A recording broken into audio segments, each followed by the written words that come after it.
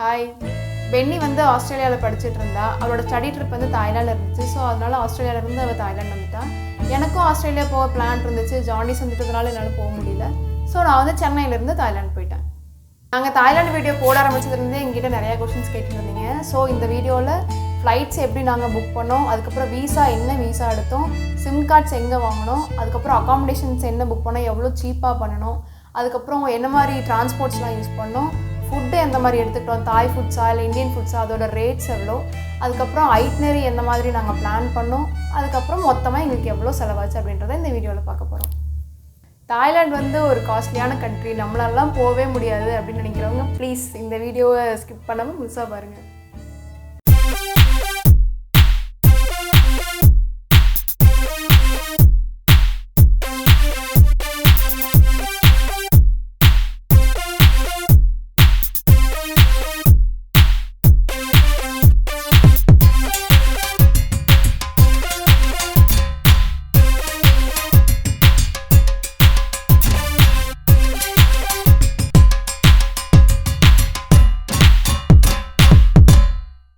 பல நாட்டில் இருந்து பல டூரிஸ்ட் இந்த நாட்டுக்கு வந்த மேனிக்கு இருக்காங்க.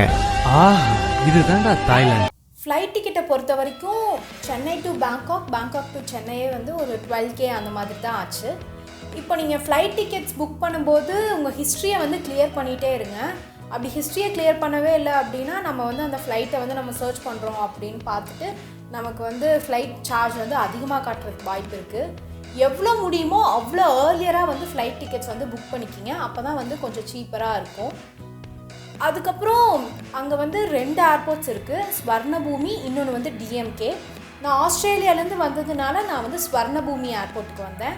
அதே கௌதமி வந்து சென்னையிலேருந்து வந்ததுனால அவள் டிஎம்கே ஏர்போர்ட்டுக்கு வந்தாள். ஸோ எனக்கு ஸ்வர்ணபூமியிலேருந்து நான் டிஎம்கே ஏர்போர்ட்டுக்கு அவளை போய் பார்க்க போகணும் அப்படிங்கும்போது எனக்கு 800 பாட்ஸ் அந்த மாதிரி ஆச்சு டாக்ஸிக்கு. இப்போ ஃப்ரெண்ட்ஸ் எல்லாம் வந்து வேறு சிட்டிலேருந்து பேங்காக்கில் வந்து மீட் பண்ணுறீங்க அப்படிங்கும்போது ஒரே மாதிரி ஏர்போர்ட்டுக்கு புக் பண்ணியிருக்கீங்களா அப்படின்னு பார்த்து புக் பண்ணுங்கள். இல்லாட்டி அந்த டைமும் வேஸ்ட்டு, ட்ராவல் பண்ணுறதுக்கு உங்களுக்கு அவ்வளோ செலவும் ஆகிட்டுருக்கும். ஸோ அதை மட்டும் செக் பண்ணிக்கோங்க. வீசாவில் மொத்தம் 3 டைப் இருக்குது. இ வீசா, ஆனரபிள் வீசா, அதுக்கப்புறம் டூரிஸ்ட் வீசா. இ வீசாவும் ஆனரபிள் வீசாவும் 15 டேஸ் தான் வேலிடு. அதுவே டூரிஸ்ட் வீசா வந்து 60 டேஸ் வரைக்கும் வேலிடிட்டி இருக்குது. பென்னி வந்து ஸ்டடி ட்ரிப்புக்கு ஆஸ்திரேலியாவிலேருந்து தாய்லாந்து வந்தப்போ 22 டேஸ் அங்கே இருக்கிறதுனால அவள் ஆஸ்திரேலியாவில் இருக்க தாய்லாந்து எம்பசி கான்டாக்ட் பண்ணி அங்கேயே வந்து டூரிஸ்ட் வீசா வாங்கிட்டா. இதே மாதிரி நீங்களும் 15 டேஸ்க்கு மேலே இருக்கணுன்ற பிளான் இருந்துச்சுன்னா பக்கத்தில் இருக்க தாய்லாந்து எம்பசி கான்டாக்ட் பண்ணி டூரிஸ்ட் வீசா வாங்கிக்கோங்க. நான் வந்து தாய்லாண்டில் 10 டேஸ் இருக்கிறதுனால எனக்கு வந்து 2 ஆப்ஷன்ஸ் இருந்துச்சு. ஒன்று வந்து இ வீசா, இன்னொன்று வந்து ஆனரபிள் வீசா. ஆனரபிள் வீசா வந்து டேரெக்டாக நம்ம அங்கேயே போய் ஏர்போர்ட் எந்த கண்ட்ரிக்கு போகிறோமோ அந்த ஏர்போர்ட்டில் போய் டேரெக்டாக வாங்கிக்கலாம். இந்த மாதிரி நிறையா ஃப்ரெண்ட்லி நேஷன்ஸ்க்கு இந்த மாதிரி நிறைய ஆப்ஷன்ஸ் இருக்குது. அதில் தாய்லாண்டும் ஒரு கண்ட்ரி. ஸோ டேரெக்டாக நம்ம அங்கே போய் ஃபார்ம் ஃபில் பண்ணி வாங்கிக்கலாம். ஆனரபிள் விசாக்கு என்னென்ன மாதிரி டாக்குமெண்ட்ஸ் வேணும்னா இமிக்ரேஷன் ஃபார்மு, டிபார்ச்சர் ஃபார்மு, இந்த 2ம் சைட்லேயே வச்சுருப்பாங்க. அதுக்கப்புறம் ஃபோட்டோ என்ன சைஸுன்னு இமிக்ரேஷன் வெப்சைட்டில் மென்ஷன் பண்ணியிருப்பாங்க. அதுக்கப்புறம் ஹோட்டல்ஸ் என்னென்ன ஹோட்டல்ஸ் புக் பண்ணிங்க அதோட ஜெராக்ஸ் காப்பி. அதுக்கப்புறம் ரிட்டர்ன் ஃப்ளைட் டிக்கெட் கண்டிப்பாக வேணும். அப்புறம் 10,000 பாட்ஸ் வச்சுக்கணும். ஆனால் எனக்கு வந்து ஹோட்டல்ஸும் இந்த 10,000 பாட்ஸும் செக் பண்ணலை. உங்களுக்கு வந்து லைனில் நிற்க வேணாம், டென்ஷன் ஆக வேணாம் அப்படின்னு நினச்சிங்கன்னா உங்களுக்கு இன்னொரு ஆப்ஷன் இருக்குது, இ வீசா. 600 பாட்ஸ் கொடுத்து பே பண்ணுற மாதிரி இருக்கும். இமிக்ரேஷன் வெப்சைட்டில் எப்படி அப்ளை பண்ணுறதுன்னு எல்லா டீட்டெயில்ஸும் கொடுத்துருப்பாங்க. அதிலே நீங்கள் அப்ளை பண்ணிக்கலாம். இல்லை உங்களுக்கு டைம்லாம் ஒரு பிரச்சனையே இல்லை, என்ன மாதிரி மணி சேவ் பண்ணணும் அப்படின்னு நினைக்கிறாங்க, ஆனரபிள் விசா ப்ரிஃபர் பண்ணலாம். சிம் கார்ட்ஸை பொறுத்த வரைக்கும் நான் வந்து பேங்காக் ஏர்போர்ட்டில் வந்துட்டு சிம் கார்டு வாங்கினேன். நான் அங்கே 22 டேஸ் இருந்ததுனால எனக்கு வந்து ஒரு 1 மந்த் பேக் அந்த மாதிரி தேவைப்பட்டுச்சு. ஸோ அங்கே வந்து 500 பாட்ஸ் அந்த மாதிரி ஆச்சு. லோக்கல் மெசேஜஸ் இருந்துச்சு, நெட் பேக் இருந்துச்சு. ஆனால் வந்து இன்டர்நேஷ்னல் கால்ஸ் இல்லை, லோக்கல் கால்ஸ் மட்டும்தான் இருந்துச்சு. அதுவே கௌதமி வந்து சென்னை ஏர்போர்ட்டில் வந்து சிம் கார்டு வாங்கினா அது வந்து 1000 rupees அந்த மாதிரி ஆச்சு. அதில் இன்டர்நேஷ்னல் கால்ஸ் இருந்துச்சு. ஆனால் 8 டேஸ்க்கு தான் வேலிடிட்டியாக இருந்தது. லாஸ்ட் 2 டேஸ்க்கு வந்து அவள் ரீசார்ஜ் பண்ணிக்கிட்டா. ஆன்லைனில் ரீசார்ஜ் பண்ணிக்கலாம், அப்படி இல்லாட்டி எல்லா கடையிலையும் வந்து ரீசார்ஜ் ஆப்ஷன்ஸ் இருக்கும். ஸோ அது பெரிய பிரச்சனையாக இல்லை. கண்டிப்பாக வந்து ஒரு லோக்கல் சிம் கார்டு வாங்கிக்கிறது நல்லது. ஏன்னா இப்போது ஹோட்டல்ஸ்லலாம் வைஃபை இருக்கும், பிரச்சனை இருக்காது. ஆனால் வெளியே போகிறீங்க, கூகுள் மேப் யூஸ் பண்ணுறீங்க, அப்படி இல்லாட்டி ஒரு டாக்ஸி புக் பண்ணுறீங்க அப்படிங்கும்போது உங்களுக்கு வந்து நெட்டு தேவைப்படும். ஸோ சிம் கார்டு வச்சுக்கிறது நல்லது. ஏன் நம்மளோட சிம் கார்டுக்கு கூட நம்ம ரீசார்ஜ் பண்ணிக்கலாம் இந்தியன் சிம் கார்ட்ஸுக்கு. ஆனால் வந்து அவ்வளோ செலவு பண்ணி ரீசார்ஜ் பண்ணுறதுக்கு லோக்கல் சிம் வாங்கிக்கிறது ரொம்ப அஃபோர்டபுளாக இருக்கும். நான் வந்து சோலோவாக போனதுனால ஹாஸ்டல்ஸ் தான் புக் பண்ணியிருந்தேன். சேஃப்டியெல்லாம் ரொம்ப முக்கியன்றதுனால ரிவ்யூஸு ரேட்டிங்ஸ்லாம் பார்த்து தான் புக் பண்ணேன். சிட்டி சென்டரில் இருக்க மாதிரி தான் பார்த்து புக் பண்ணேன். எனக்கு வந்து ஒரு நாளைக்கு 200 to 250 பாட்ஸ் ஆச்சு. உங்களுக்கு ரேட்டிங் ரிவ்யூலாம் பிரச்சனை இல்லை, நிறைய பேராக சேர்ந்து போகிறீங்க அப்படின்றப்போ உங்களுக்கு இன்னுமே சீப்பாக கூட நிறைய ஆப்ஷன்ஸ்லாம் இருக்குது. இப்போ நீங்கள் ஃபேமிலியாக போகிறீங்க, மிட் ரேஞ்சில் உங்களுக்கு ஹோட்டல்ஸ் வேணும் அப்படிங்கிறப்போ 1000 பாட்ஸ்லேயே ரொம்ப டீசெண்டான ஹோட்டல்ஸ்லாம் இருந்துச்சு. இல்லை நான் ரொம்ப லக்ஸுரியாக போவேன் அப்படின்றவங்களுக்கும் நிறைய ஆப்ஷன்ஸ் இருக்குது. நாங்கள் வந்து அகோடா அதுக்கப்புறம் booking.com ஆப்ஸில் புக் பண்ணோம். அதிலே வந்து இந்தியன் மணியில் சேஞ்ச் பண்ணி பார்த்துக்கறனால எங்களுக்கு அது ரொம்ப கம்ஃபர்டபுளாக இருந்துச்சு அந்த ஆப்பு. சில ஹாஸ்டல்ஸ்க்கு வந்து ஆன்லைன்லேயே பே பண்ணிட்டேன், சில இதுக்கு அங்கே போய் டேரெக்டாக பே பண்ணேன். இப்போ உங்களுக்கு பிளான் சேஞ்ச் ஆகுது, இல்லை ஹோட்டல்ஸோ ஹாஸ்டல்ஸோ பிடிக்கல அப்படின்றப்போ ஃப்ரீ கேன்சலேஷன் பாலிசியில் நீங்கள் கேன்சல் பண்ணிவிட்டு வேறு ஏதாவது ரூம்ஸ் கூட நீங்கள் புக் பண்ணிக்கலாம். நாங்கள் வந்து அப்படி தான் நிறைய ஹாஸ்டல்ஸ்லாம் கேன்சலேஷன் பாலிசியில் கேன்சல் பண்ணிவிட்டு வேறு இடத்துல புக் பண்ணிகிட்டு இருந்தோம். டிரான்ஸ்போர்ட்டை பொறுத்த வரைக்கும் நிறைய ஆப்ஷன்ஸ் இருந்துச்சு. டொமஸ்டிக் ஃப்ளைட்டு, பஸ்ஸு, ட்ரெயின், அதுக்கப்புறம் டுக் டாக்ஸி இந்த மாதிரி. டொமஸ்டிக் ஃப்ளைட்டை எடுத்துக்கும் போது நாங்கள் பேங்காக்லேருந்து ஃபுக்கெட் போயிட்டு திருப்பி கிராபிலேருந்து பேங்காக் வரதுக்கு டொமஸ்டிக் ஃப்ளைட் வந்து யூஸ் பண்ணோம். அதுக்கு வந்து பஸ்ஸு, ட்ரெயின் அந்த மாதிரி ஆப்ஷன்ஸும் இருந்துச்சு. ஆனால் எங்களுக்கு வந்து 8 hours 9 hours அந்த மாதிரி ட்ராவல் பண்ணுறதுக்கு இஷ்டம் இல்லை. டைமும் சேவ் ஆன மாதிரி இருக்கும், டயர்ட் ஆகாமையும் இருக்கும் அப்படின்னு சொல்லிட்டு நாங்கள் ஃப்ளைட் வந்து ப்ரிஃபர் பண்ணோம். ஒரே ரேஞ்சில் தான் இருந்துச்சு, 1000 to 1200 பாட்ஸ் அந்த மாதிரி தான் இருந்துச்சு. ஃப்ளைட்டும் சரி, பஸ்ஸு, ட்ரெயின் எல்லாமே சரி நம்ம அப்போது ஃப்ளைட்டே எடுத்துக்கலாம் அப்படின்னு வந்து நாங்கள் ஃப்ளைட் எடுத்துட்டோம். இல்லை இப்போ நீங்கள் நைட்டில் ட்ராவல் பண்ணுறீங்க, ஒரு 8 hours ட்ராவல் பண்ணாலும் பிரச்சனை இல்லை, ஒரு நாள் ஹாஸ்டல் செலவு மிச்சம் அப்படின்னு நினைக்கிறவங்க நைட்டில் வந்து பஸ்ஸு, ட்ரெயின் இந்த மாதிரி ஏதாவது புக் பண்ணிக்கலாம். பேங்காக் டு ஃபுக்கெட் இல்லை வேறு ஏதாவது ஒரு சிட்டிக்கு போவீங்க அப்படிங்கும்போது. மற்ற லோக்கல் டிரான்ஸ்போர்ட்டை எடுத்துக்கிட்டால் கிராபி, ஃபுக்கெட் இந்த மாதிரி இந்த 2 சிட்டிலையும் நம்ம பேக்கேஜஸ் தான் மோஸ்ட்லி எடுக்கிற மாதிரி இருக்கும், ஐலாண்ட் பேக்கேஜஸ் அந்த மாதிரி. இல்லை மற்ற நேரத்தில் நம்ம வந்து வண்டி ரெண்ட் எடுத்துக்கிறது நல்லது. 2 வீலரோ இல்லாட்டி 4 வீலரோ வந்து ரெண்ட் எடுத்துக்கலாம். நாங்கள் வந்து அப்படி தான் வந்து 2 வீலர் வந்து ரெண்ட் எடுத்தோம். ஒரு 250 பாட்ஸ் அப்படியாச்சும் ஒரு நாளைக்கு.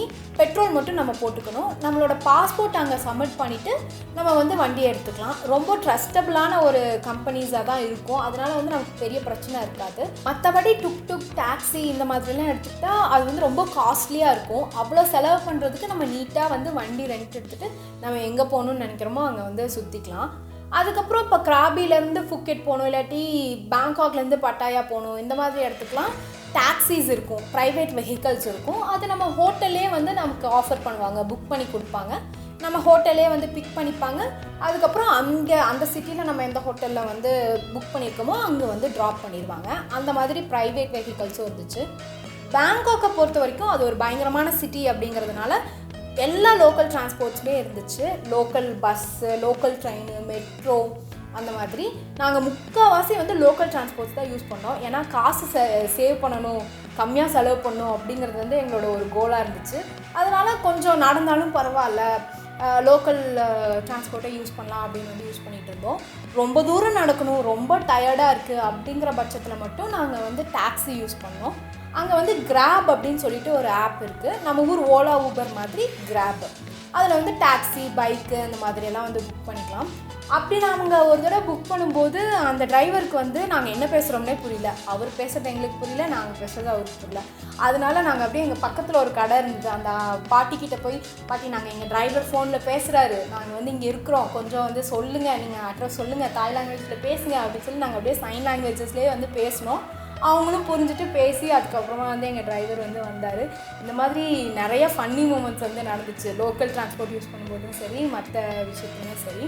அங்கே வந்து பைக் இருக்குது, பைக் டாக்ஸி இருக்குது. இப்போ ஒருத்தராக போகிறீங்க அப்படிங்கும்போது அது ரொம்பவே வந்து உங்களுக்கு கம்ஃபர்டபுளாக இருக்கும். ஈவன் அது வந்து டாக்ஸியை விட ரொம்ப சீப்பராக இருந்துச்சு. அதனால் சோலோவாக போனால் பைக் டாக்ஸி வந்து ப்ரிஃபர் பண்ணலாம். எல்லா இடத்துலையுமே அது வந்து இருந்துச்சு. கௌதமி வந்து பைக் டாக்ஸி தான் மோஸ்ட்லி யூஸ் பண்ணிகிட்டு இருந்தா. நான் அப்போ தான் ஜாண்டிஸ்லேருந்து ரெக்கவர் ஆனதுனால நான் ரொம்ப கம்ஃபர்டபுளான ஃபுட்ஸ் தான் எடுத்துக்கிட்டேன். இந்தியன் ஃபுட்ஸ் தான் மேக்ஸிமம் சாப்பிட்டேன். ரொம்ப காஸ்ட்லியாக இருந்துச்சு. ஆனால் ஒரு வேளை 7-Eleven ஃபேமிலி மார்ட் போனேன். அது வந்து மினி சூப்பர் மார்க்கெட் மாதிரி இருக்கும், எல்லாமே அங்கே கிடைக்கும், முக்கு இருக்கும். அது அங்கே வந்து ப்ரெட்டு, சாண்ட்விட்ஜு, நூடுல்ஸ் எல்லாமே வச்சுருப்பாங்க, சூடு பண்ணி அங்கேயே சாப்பிட்டுக்கலாம். ஒரு வேளை இந்தியன் ரெஸ்டாரண்ட்ஸ் போனேன். ஒரு வேளை வந்து ஸ்டீம் ரைஸும் யோகர்ட்டும் சாப்பிட்டேன், அதாவது நம்ம ஊர் தயிர் சாதம். அதுக்கப்புறம் ஃப்ரூட்ஸ் எடுத்துக்கிட்டேன். எனக்கு வந்து சர்வைவ் ஆகிறதுக்கு அங்கே அவ்வளோ கஷ்டமாலாம் இல்லை, எல்லா ஃபுட்ஸுமே கிடச்சிது. ஸோ எனக்கு ரொம்ப கம்ஃபர்டபுளாக இருந்துச்சு. பென்னி வந்து அங்கே ஸ்ட்ரீட் ஃபுட்ஸ்லாம் ட்ரை பண்ணால் ஒரு வேலைக்கு 50 பாட்ஸ் கிட்ட தான் ஆச்சு, ஒரு நாளைக்குன்னு கணக்கு போட்டால் 200 பாட்ஸ் கிட்ட தான் ஆச்சு. ஆனால் எனக்கு வந்து இந்தியன் ரெஸ்டாரண்ட்ஸில் ஒரு வேலைக்கே 200 பாட்ஸ் கிட்ட ஆச்சு. அவள் வந்து க்ரொக்கடைல், ஸ்கார்பியன், தவளை, காக்ரோச் இதெல்லாம் ட்ரை பண்ணி பார்த்தா அவளுக்கு எதுவுமே ஆகலை. ஸோ இந்த மாதிரி உங்களுக்கு எந்த ஹெல்த் இஷ்யூஸும் இல்லை, புது கண்ட்ரிக்கு போகிறீங்க அப்படின்றப்போ அங்கே இருக்க ஃபுட்ஸ்லாம் நீங்கள் எக்ஸ்பெரிமெண்ட் பண்ணி பார்க்கலாம் தாராளமாக. ஐட்னரியை பொறுத்த வரைக்கும் நாங்கள் 10 days இருந்ததுனால 4 சிட்டி வந்து பிளான் பண்ணோம். பேங்காக், பட்டாயா, புக்கெட், அப்புறம் கிராபி. இந்த 4 சிட்டியில் நாங்கள் எங்கெங்கெல்லாம் போனோம் அப்படிங்கிறத வந்து செப்பரேட் வீடியோஸாக வந்து போட்டிருக்கோம். லிங்க்கை வந்து டிஸ்கிரிப்ஷனில் கொடுத்துருக்கோம், அதை வந்து நீங்கள் பார்க்காதவங்க போய் பாருங்கள்.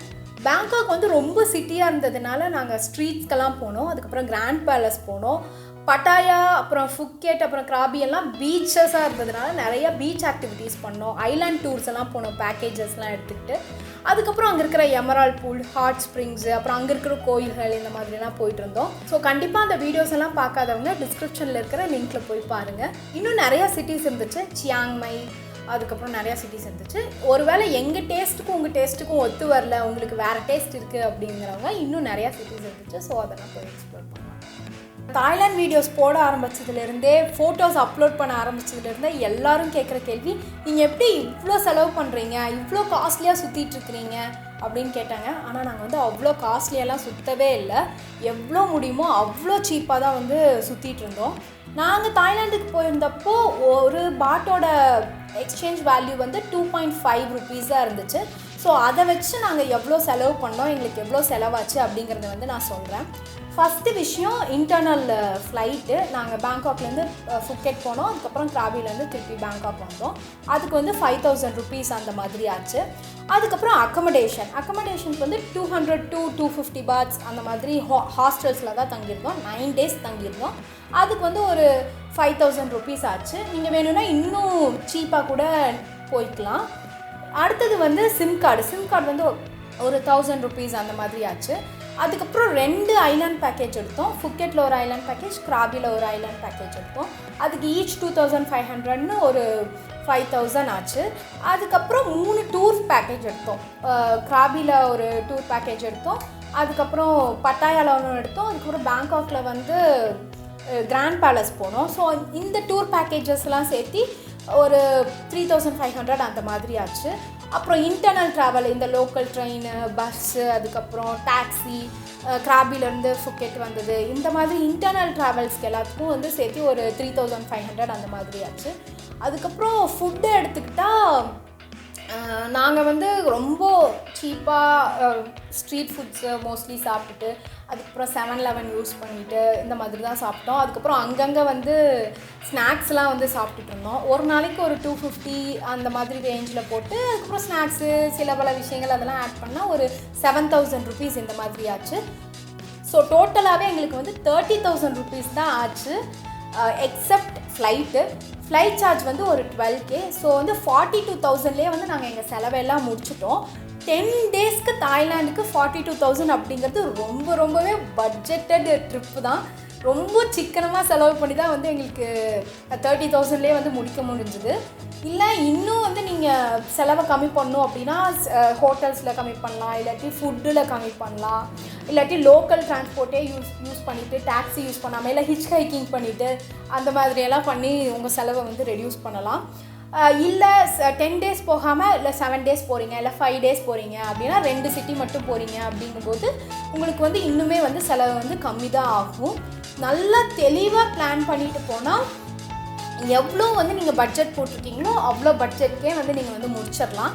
இல்லை பரவாயில்ல எனக்கு செலவானாலும் பரவாயில்ல நான் வந்து கொஞ்சம் கம்ஃபர்டபுளாக லக்ஸூரியஸாக போய்க்கிறேன் அப்படிங்கிறவங்களும் தெளிவாக பிளான் பண்ணால் நீட்டாக வந்து முடிக்கலாம். ஸோ தாய்லாந்து வந்து எல்லாரும் கண்டிப்பாக போகக்கூடிய ஒரு கண்ட்ரி தான். யாராலையும் போக முடியாது அப்படின்லாம் கிடையாது. எல்லோரும் தாய்லாண்டை வந்து விசிட் பண்ணுங்கள். எங்கள் வீடியோ பிடிச்சிருந்தது அப்படின்னா லைக் பண்ணுங்கள், உங்கள் ஃப்ரெண்ட்ஸ் எல்லாத்துக்கும் ஷேர் பண்ணுங்கள். அதுக்கப்புறமா மறக்காமல் இன்னும் இந்த மாதிரி நிறையா வீடியோஸ் பார்க்கணும் அப்படின்னா சப்ஸ்கிரைப் பண்ணுங்கள், பக்கத்தில் இருக்கிற பெல் ஐக்கானையும் கிளிக் பண்ணுங்கள். இதே மாதிரி வேறு ஒரு பயங்கரமான பிளேஸில் நெக்ஸ்ட் வீடியோவில் சந்திக்கிறோம்.